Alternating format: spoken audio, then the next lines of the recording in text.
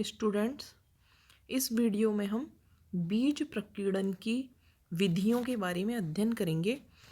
कई प्रकार की विधियों से बीज में प्रकीर्णन पाया जाता है, लेकिन वो सारी एक ही वीडियो में पढ़ पाना संभव नहीं है। इसीलिए हम बारी बारी से 3-4 वीडियो में सारी विधियों का अध्ययन करेंगे। तो सबसे पहले हम देखते हैं कि क्योंकि जो बीज होते हैं, बीजों में स्वगति नहीं पाई जाती। खुद चलकर बीज एक स्थान से दूसरे स्थान पर तो जा नहीं सकता है, इसीलिए किसी न किसी बाह्य साधन या बाह्य सहायक की आवश्यकता होती है, किसी बाह्य कारक की आवश्यकता होती है, जिसकी मदद से बीज प्रकीर्णित होकर एक स्थान से दूसरे स्थान पर जा सके। अब ये जो बाह्य सहायक है वो कौन सा है जो बीज के प्रकीर्णन में मदद कर रहा है?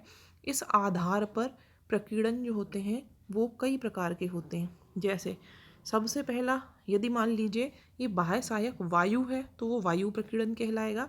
यदि जल द्वारा बीज एक स्थान से दूसरे स्थान पर प्रकीर्णित हो रहा है तो वो जल प्रकीर्णन होगा। यदि मान लीजिए जंतुओं के द्वारा एक स्थान से दूसरे स्थान पर ले जाया जा रहा है तो वो जंतु प्रकीर्णन होगा। और एक और विधि होती है जिसे विस्फोटक प्रक्रिया कहते हैं, यदि उसके द्वारा प्रकीर्णित होता है तो वो विधि भी है जिसको अपन लास्ट में अध्ययन करेंगे। अब सबसे पहला है वायु द्वारा प्रकीर्णन। तो इस वीडियो में हम केवल वायु द्वारा प्रकीर्णन और उसकी क्या क्या अनुकूलन होते हैं, वायु प्रकीर्णन जिन बीजों में पाया जाता है, वो सब पढ़ेंगे। तो सबसे पहले वायु द्वारा प्रकीर्णन को अपन कहते क्या हैं? वायु द्वारा प्रकीर्णन की विधि को एनीमोकोरी कहा जाता है। इस प्रक्रिया को कहते हैं एनीमोकोरी।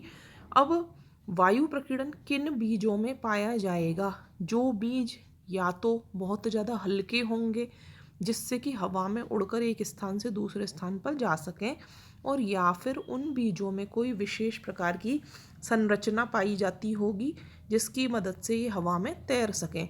अब इनमें कौन कौन से अनुकूलन पाए जाएंगे? जो बीज वायु द्वारा प्रकीर्णित होते हैं उनमें कुछ लक्षण होने आवश्यक हैं।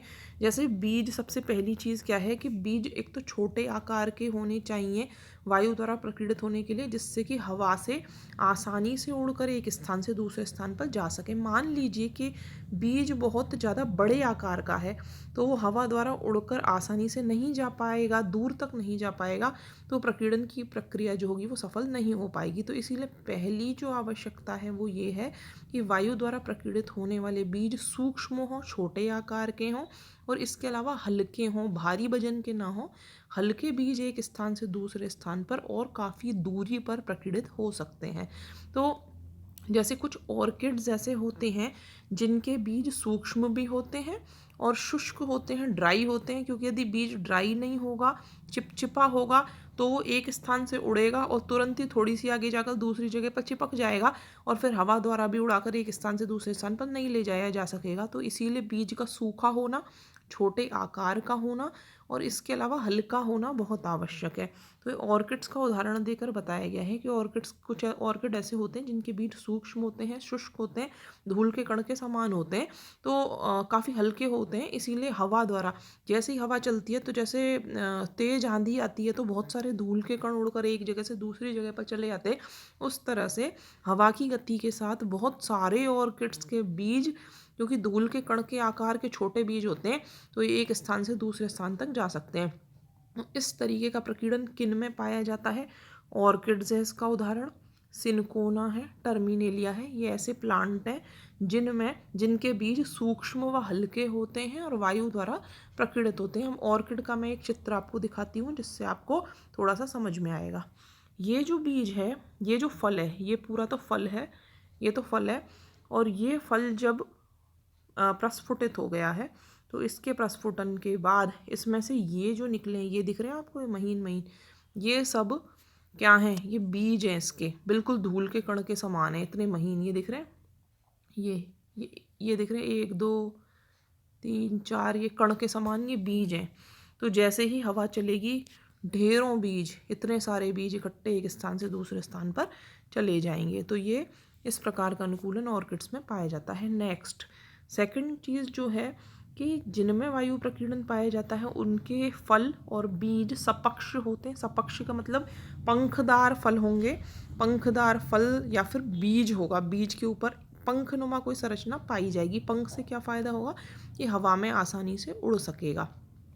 तो कुछ पादपों में बीज एवं फलों पर पंख के रूप में एक या अधिक उपांग पाए जाते हैं। ये उपांग बीज में बीज चोल की अतिवृद्धि के रूप में भी पाए जाते हैं। जैसे उदाहरण है इसका टीकोमा, सिनकोना और ओरोजाइलम। ये ओरोजाइलोन लिखा हुआ है, एक्चुअली में ये है ओरोजाइलम।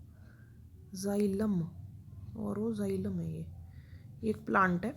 तो इनमें जो फल व बीज होते हैं वो पंखदार होते हैं। अब टीकोमा का चित्र दिखाती हूँ मैं आपको और ओरोजाइलम का दिखाती हूँ। ये टीकोमा के बीज, ये जो बीच में ये जो ब्राउन ब्राउन दिख रहा है ये तो बीज है, और ये इसके दोनों तरफ ये जो ट्रांसपेरेंट वाइट वाइट सा दिख रहा है अपन को, ये इसके पंख हैं।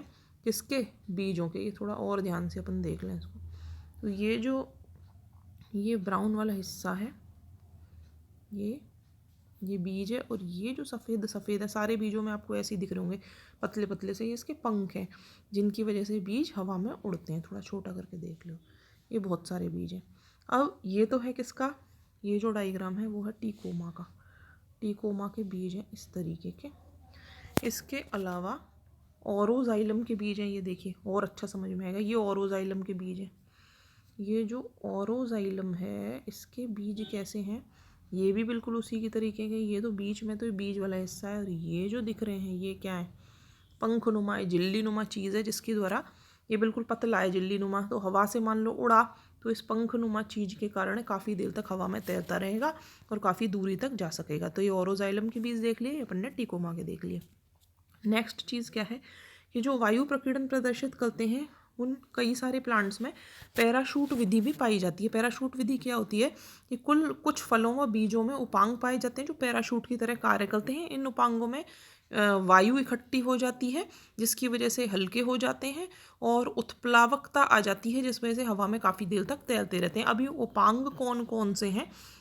इनमें सबसे पहला जो उपांग है वो है पेपस। पेपस क्या चीज़ होती है? ये प्रश्न एग्ज़ाम में कई बार आ चुका है। इस प्रश्न का एक लाइन का उत्तर है जो आपको याद रखना है। चिरलग्न रोमिल बाह्य दलपुंज को पेपस कहते हैं। ये प्रश्न आता है पेपस किसे कहते हैं, और इसका उदाहरण बताइए। तो चिरलग्न यानी पर्सिस्टेंट, हमेशा रहेगा, झड़ेगा नहीं। रोमिल रोम समान होगा, और बाह्य दलपुंज होगा। जैसा अपन देखते हैं कि कोई जो पुष्प होता है, पुष्प से जब फल बनता है, फूल के क्या पार्ट होते हैं? फूल में बाह्य दलपुंज होते हैं, दलपुंज होते हैं, पुमंग होते हैं, जायांग होते हैं। तो जब फर्टिलाइजेशन या निषेचन की प्रक्रिया होती है उसके बाद जो बाह्य दलपुंज होते हैं और दलपुंज होते हैं ये गिर जाते हैं, झड़ जाते हैं, क्योंकि इनका काम नहीं होता है। लेकिन यहाँ पर बीज बनने के बाद भी यदि बाह्य दलपुंज रहेगा, झड़ेगा नहीं, चिरलग्न होगा और रोम समान होगा, उसमें रोम या हेयर्स निकले होंगे, तो इस तरीके के बाह्य दलपुंज को पेपस कहा जाता है। अब ये किस तरीके का दिखेगा ये मैं आपको आगे दिखाऊंगी, लेकिन आपको इसके बारे में थोड़ा पहले जान लेना है कि जनक पादप से जो प्लांट है जिसके ऊपर फल बन रहा है, बीज बन रहे हैं, उससे अलग होने पर जो पेपस होता है ये पैराशूट की तरह कार्य करता है।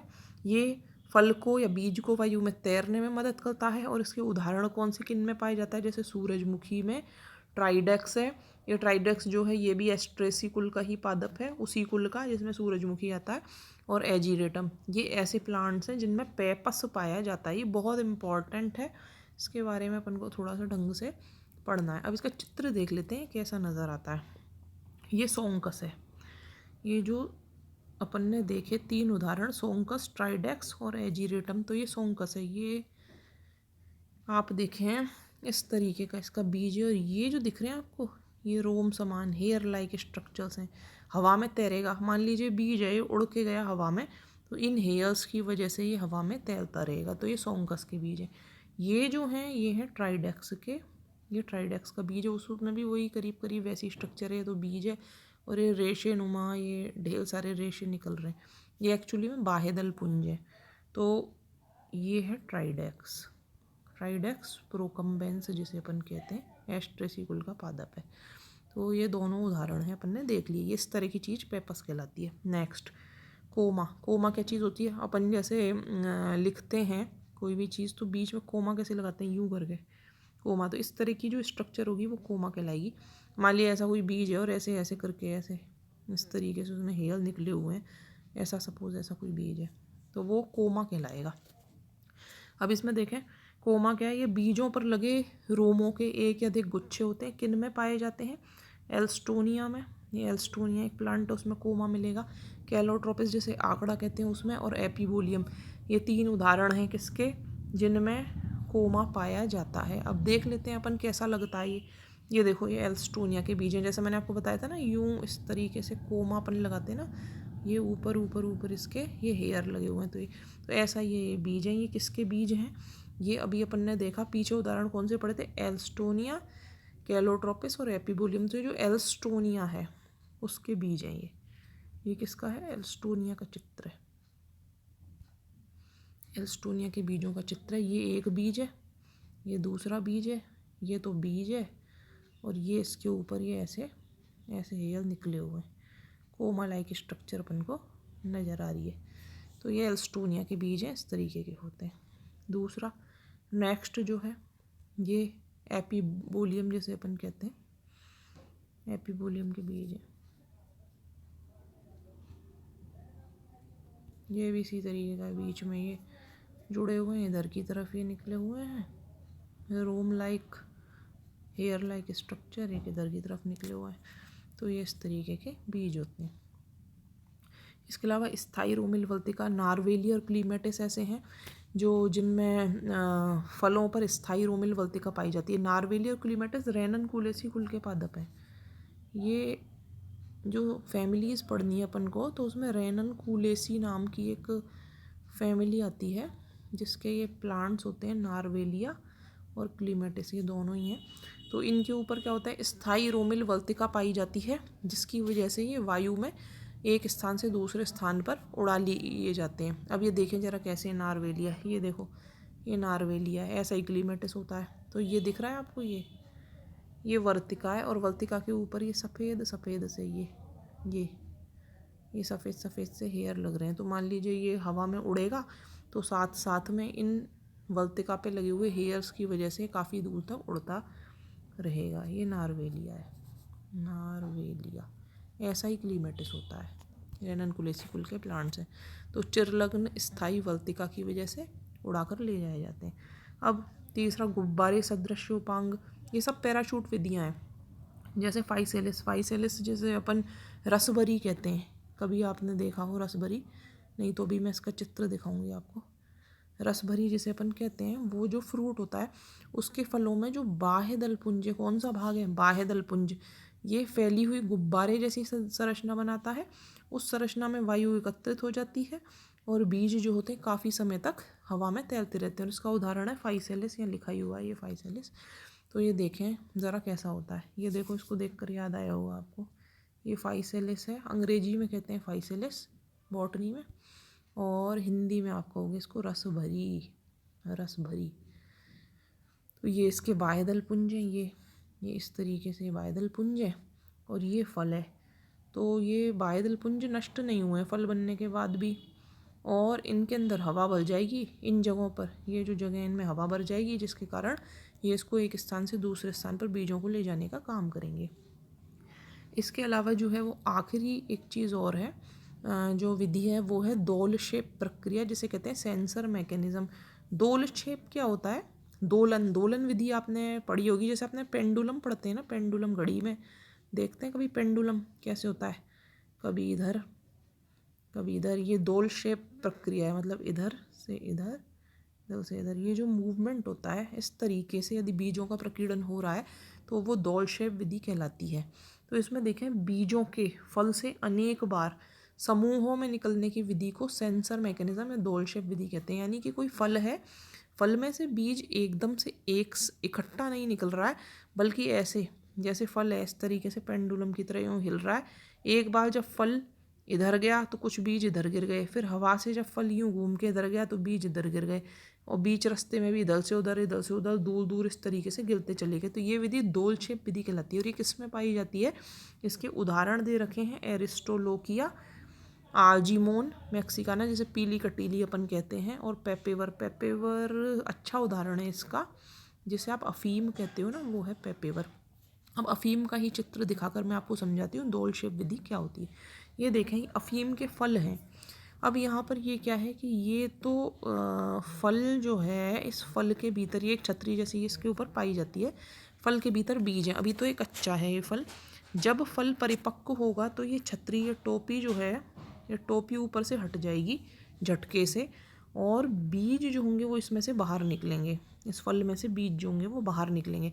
अब जो बीज बाहर निकलते हैं तो वो ऐसा नहीं है कि इकट्ठे ही सारे बीज एक साथ निकल जाते हैं, ऐसा नहीं है। पहले तो टोपी हटती है झटके से, और उसके बाद हवा से ये जो फल है वो इस तरीके से हिलता है, कभी इधर जाता है, इसकी जो फल है कभी इधर जाता है, और हर बार जब इधर से इधर जाएगा तो जैसे मान लीजिए इधर गया तो कुछ बीज इधर गिर गए, फिर इधर गया बीज इधर गिर गए, तो ऐसे हवा से दूर दूर तक छिटका दिए जाते हैं। इसका चित्र देख लें जिससे अपन को अच्छा समझ में आ जाए। ये है परिपक्व अवस्था में, यही चित्र है, इसी का ही चित्र है। अभी तो ये जब परिपक्व नहीं था तब की स्थिति थी, और ये जब परिपक्व हो गया है तब की स्थिति है। अब इसमें अपन देख रहे हैं ये बीज है, ये काले काले जो दिख रहे हैं ना, ये बीज है, और हवा से ये हिल रहा है, इधर जा रहा है, कभी इधर जा रहा है, कभी इधर जा रहा है, कभी इधर जा रहा है। तो जब ये जा रहा है इधर से उधर, कुछ बीज ये देख रहे हैं इधर की ओर छिटक रहे हैं, कुछ बीज इधर की ओर गिर रहे हैं, कुछ बीज इधर गिर रहे हैं, कुछ हवा से इधर जा रहे हैं। तो ये इस प्रकार से जो प्रकीर्णन होता है वो पाया जाता है। तो ये वायु प्रकीर्णन था जो अपन ने पढ़ा। तो एक बार इसकी जो समरी है वो मैं आपको और बता देती हूँ थोड़ा सा, जिससे आसानी रहे जानने के लिए।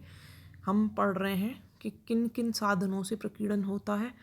वायु द्वारा, जल द्वारा, जंतु द्वारा, विस्फोटक विधि, 4 विधियाँ। इसमें सबसे पहला जो वायु प्रकीर्णन है वो हमने अध्ययन करना है। वायु प्रकीर्णन को सबसे पहले एनीमोकोरी कहते हैं। वायु द्वारा बीजों के प्रकीर्णन की विधि एनीमोकोरी कहलाती है, और उसके लिए निम्नानुकूलन होने चाहिए। बीज सूक्ष्म व हल्के होने चाहिए। दूसरी चीज़, सपक्ष फल व बीज होने चाहिए। बीजों में या तो पंख हो जिसकी मदद से वो हवा में उड़ सकें, या फिर पैराशूट विधि से भी इनमें होता है। वायु प्रकीर्णन वाले बीजों में पैराशूट विधि भी पाई जाती है। पैराशूट विधि जो है वो किस किस तरीके से हो सकती है, जैसे पैपस हो सकता है, ये भी पैराशूट विधि का ही प्रकार है, या फिर कोमा हो सकता है, कोमा भी है, ये भी पैराशूट विधि का ही प्रकार है। इसके अलावा जो स्थायी रोमिल वर्तिका होती है जैसे नार्वेलिया क्लीमेटिस में, ये भी पैराशूट विधि का ही प्रकार है। इसके अलावा किसी में गुब्बारे सदृश उपांग हो सकते हैं जैसे रसबरी में होते हैं, ये भी पैराशूट विधि का प्रकार है। और या फिर सेंसर मैकेनिज्म, दोल शेप प्रक्रिया पाई जाती है। तो ये अपन ने कुछ विधियाँ इसकी पढ़ी हैं। अगले वीडियो में अपन जल द्वारा प्रकीर्णन पढ़ेंगे। Thank you.